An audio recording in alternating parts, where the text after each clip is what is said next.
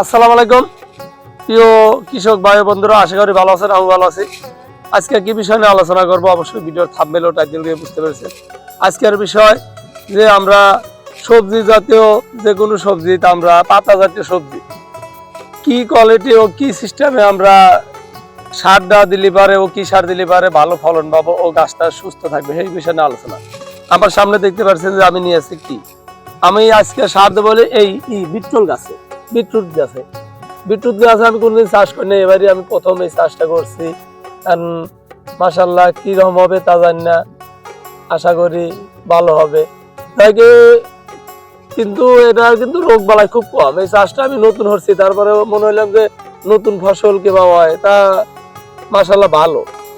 যদি আপনাদের দেখাই যে এখনই আর মোটামুটি কেবল কিন্তু আজ 40 দিন হয় নেই, সবগুলো কাট হয়ে গেছে, ভালো ভালো কাট হয়েছে। এই যে এটা তো এই যে কাট হয়েছে, বড় বড় কাট হয়ে গেছে। এই ক্ষেত্রে আমি ভালো ফলনের জন্য কি সার আজ দেব, পানি দিচ্ছি এই সকালে, আজ বিকালে আমি সার দিতেছি। কি জন্য পানিটা আমি অত ভিজাতে নেই, দেখে মাটিটা ভেজা আছে দেখে আমি সারটা দিতেছি। তাছাড়া আমরা যদি অতিরিক্ত পানি দিই তাহলে কিন্তু সারটা পরের দিন দেবো। কি জন্য এই মাটিটা অবশ্যই একটু শুকাতে হবে, পাওয়া যায় না যাবে এবার জায়গায় আমরা সার দেবো। কি জন্য একবারে ক্ষেতের মধ্যে সারটা দিলে কিন্তু গাছে ক্ষতি হয়, পচন হওয়ার সম্ভাবনা থাকে।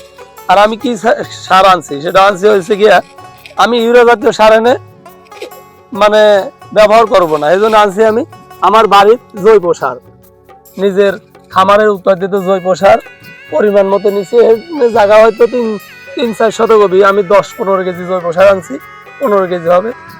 আর আইডিয়া হয়ে আনছি, আর এখানে 5 কেজি আছে হলে গিয়ে ফসফেট সার। এই দুটা মিশাবো।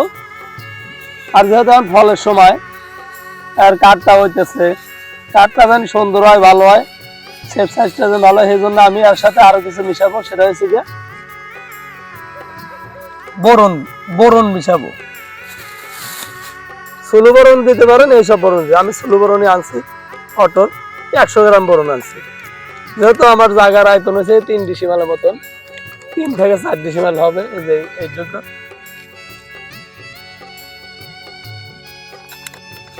ভালোভাবে এই 3টা জিনিস আমি একত্র মিশাবো।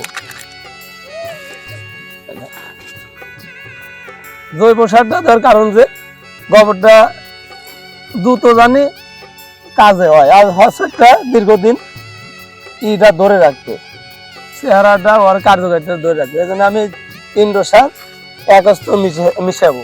আর দেওয়ার আসল কামটা যেটা, সেটা দেওয়ার সঠিক নিয়মটা, এটাই আপনাদের মাঝে আমি শেয়ার করবো যে কিভাবে আমরা দিলে পারে গাছের ক্ষতিটা হবে না।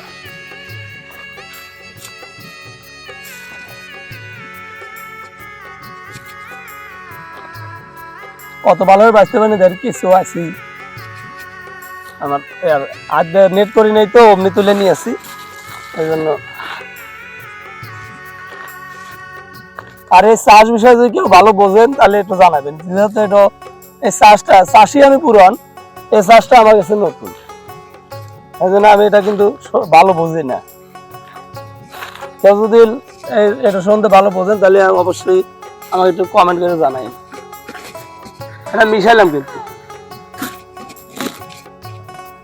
আচ্ছা এদিকে আসলে এখন এটা দেওয়ার নিয়মটা আপনাদের আমি দেখাবো। সেটা হচ্ছে কি, আমরা যদি এটা এবার ছিটে দিই তাহলে কিন্তু আর ভিতরে পড়বি, পাতার ভিতরে ঢুকে যাবে, গেলে পারে পচন হতে পারে ও ক্ষতি হবে। এই জন্য আমি সারটা একটু কষ্ট যদি হয়, আপনাদের যে কোনো পাতা জাতীয় সবজি হলে পারে সারটা দিবেন হচ্ছে গিয়ে এইভাবে। আর যদি একবারে চারা গাছ হয় এখন আপনারা ছিটে দিতে পারেন, আর যখন গাছটা বড় হয়ে যাবে এখন অবশ্যই এলাকা কষ্ট হলে যে কোনো চাষটা আপনারা এইভাবে লাইন হরে হওয়ার চেষ্টা করবেন, জানি আপনার সারটার অনিরাতি জানি ভালো নিয়ে তো। এই যে এইভাবে আমি হচ্ছি, এখন এইভাবে দিয়ে দেবো ভিতর দিয়ে, এইভাবে প্রতিটি লাইনের ভিতর দিয়ে আমি পরিমাণ মতো সারটা দিয়ে দেবো। তাহলে কিন্তু আমার কার্যকরতা ভালো হবে, পাতায় কোনো আঘাত পড়ে না, ক্ষতি হলো না। তাহলে যেভাবে আপনাদের দেখাইলাম ও বুঝাইলাম অবশ্যই আপনারা বুঝতে পেরেছেন। আর আমার কথাগুলো ভিডিওটা ভালো লাগলে অবশ্যই আমার চ্যানেলটা সাবস্ক্রাইব করে পাশে থাকবেন। আর এই ভিডিওর সন্দেহে কোনো মতামত থাকলে পারে অবশ্যই জানাবেন। আমি নতুন, আমি বুঝি কম, কিন্তু আর মাশাআল্লাহ আপনাদের দেখালাম আমার গাছটা কিন্তু অনেক ভালো হয়েছে। এই যে আপনাদের দেখাই, এই যে এই সাইডে আছে আরো দেখেন পুরোটাই আজকে 40 দিন। এই যে সবগুলোই অনেক সুন্দর সুন্দর কাঠ হয়েছে। আর হয়তো আর 15-20 দিন পর হারভেস্ট করার উপযুক্ত সময়। সবাই দোয়া করবেন জানি ভালো ফলনটা পাই। সবাই ভালো থাকবেন, সুস্থ থাকবেন। আল্লাহ হাফেজ।